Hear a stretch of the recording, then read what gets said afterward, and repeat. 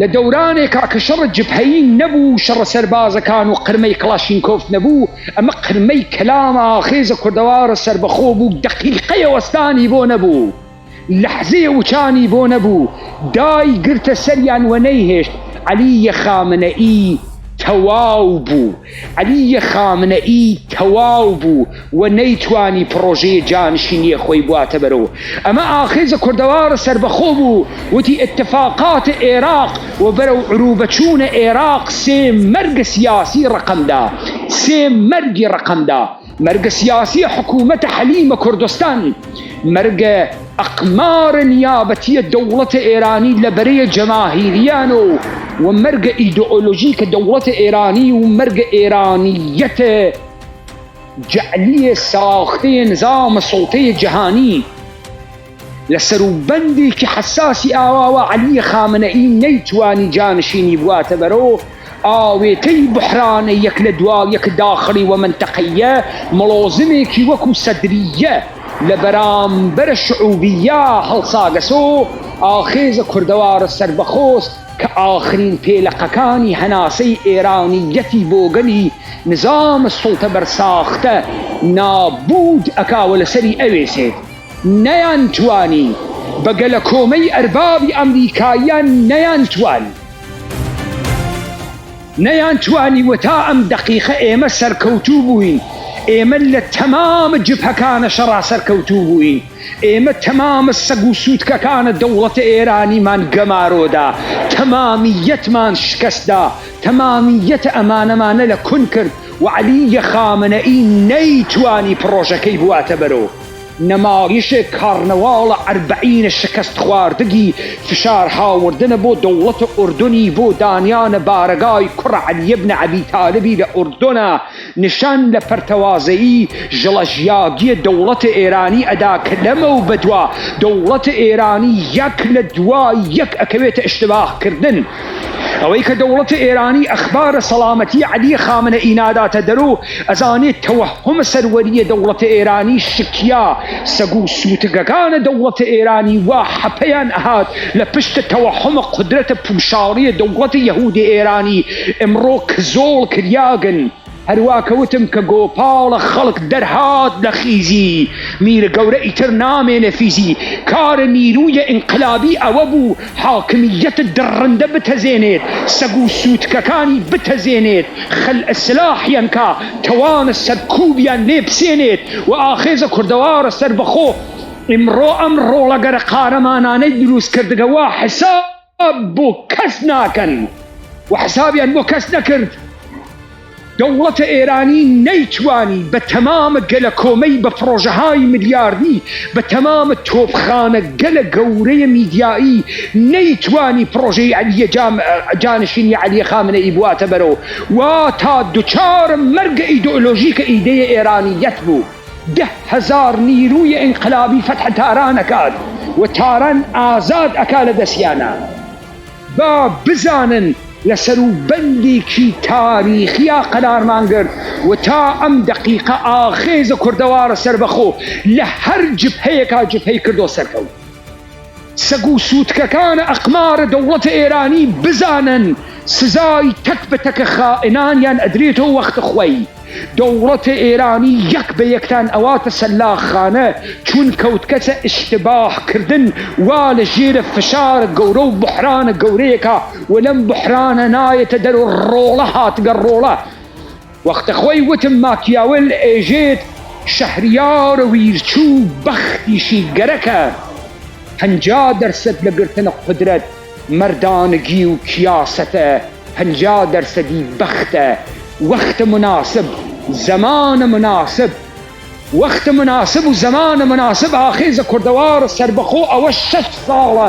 نەخدە بڕا و بنیادین ئەکا کوردە بێزوانی زواندار کرد و کردیە ساحێوە ئیدە و لە شەڕە ئیدا تەمامیەتە ئیدەگە لە بەرساختەیە نظامە جودۆ کریستیانیتی باتڵۆ کردو. ئەمڕۆ هێزە مەچەکدارە قارەمانە کوردی، هێزە کوردان وا لە مەیدانە بە مەلایەن هێزە کوردیتان وا لە پشتا وا متەرەسدن لە حەزەیە خەلەع قودرەتە.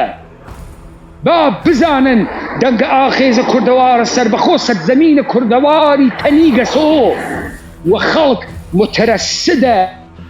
کە وەحمە دەسەڵات بڕۆخێ وا ئێوە ڕۆخاندکتانە سەگ و سووتکە پاچە گیرەکانە عەلیە خامنەئی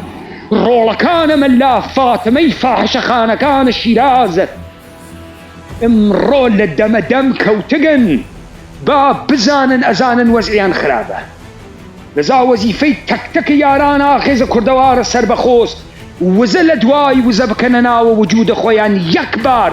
خوا بۆ ئەم ڕۆژە هەڵتانی گرتگە بۆ ئەم ساعەتە بۆ ئەم دەقیقە ئەم زندگیە بۆ یەک دەقیقە تۆی هەڵگرتگە لە یەک دەقیقە ئەتوانی خۆت بنوێنیت و ئەمە ئەو سەر و بەندەسە کە ئێوە ئەتوانن خۆ بنوێنن من دوێشە و ئشارەم پێ کرد ئەوەی وا ئێرانیەتی هار کردگە تەشەیع ئەوەی وا ئێرانیەتی زورگوو کردگە و ملحڕ کردگە تەشەیعە ئەوە ئێرانیەت نییە وا تەشەیعی ڕوودار کردگە ئەوە تەشەیع وا ئێرانیەتی ڕوودار کردگە ئونسورە تەشەیع لە دەستە ئێرانیەت نەماگە خەڵکی وا بە زهور ئەگا کە تۆ عامل سەرکوب متزەلزل و نابود کەی وا ئێمە نابودمان کردگە ئمڕۆ دەمەوەرەکانە دەوڵەتە ئێرانی ئمڕۆ دەمەوەرەکانە دەوڵەتە ئێرانی وا گەرەکیان بوو ڕۆحە عروبە کە ئیسلامە لێ بسێنۆ و بیکەن بە ئیدئۆلۆژیە خۆیان و ئێرانیەتی بەسەرۆدانێن و سەرزەمینە کوردەواری پێ حەپەلوشکەن و خەڵکی ئێمەیان ئالوودە بەم ڤایرۆسە عرفان و تەشەیع کرد ئمڕۆ ئەمیانە لە دەست نەماگە هاوکات عەلیە خامنەئی لە ژێرە مبارزاتە چڕوپڕە ئێمە و شکستگەلە مختلفێک کە لە عەرسەی عمومیە پێمان هاوردن نەیتوانی پرۆژەیە جانشینیە خۆی بواتە سەرۆ کە کوردیەت ڕۆحە ئێمەس و ئازادی و سەروەری ڕۆحە ئێمەس و هەنە ئێمەس لەگرا بە نابودی ئیدەیە ئێرانیەت کوردیەتە کە سەرزەمینە کوردەوار ئەتەنێتۆ و شکست گەورەیەک کە لە موادیە دریاگە بە ئیدەیە کوردیەت و کەلامە ئاخێزە ئەوە ئاخێزە ئێوەی کردگە بە گڕە ئاگر ئەوە ئاخێزە تۆ ئەواتە مەیدانە تەمامە ئەم تریاکیە ئورەیە فاسدانە وا تا دوێ کە ئەنەڕین و قەپیانە کرد بەسەر جەهانا و ادعایانە کرد کە تەشەیعیان گەرە کێسی جەهان بگرێ ئمڕۆ تۆ لەم گۆشەی جەهانە پەلاماریان ئەدەی و ئێژی نابودتان ئەکەین و نابودمان کردگن کوردان لە سەرزەمینە ئێمە وا بە زهور ئەگات مردمێک کە تاریخەن لەسەری کار کریا بچووک بکرێتۆ سەخافەت قبولکە تەفرەقەی تێ بکەوێت خۆی سەخیف بوێنێت خۆی مەوجودە تەبیعی بوێنێت خۆی بێڕەوایەت و بێتاریخ و بێتەمەدون بوێنێت ئمڕۆ لە پاشە کشەکردنەوە بە دەمەوەرەکانیانە لە حەوزەی نەزەر و ئیدئۆلۆژیا لە حەوزەی جەهەنبینیە و شکەست پێهێنانیانە دەستیان گۆ ناکا بڕواتە قەڵافە ئەسلحەکەیان منجەمد بووگە لە ناوە بەرەوکیانە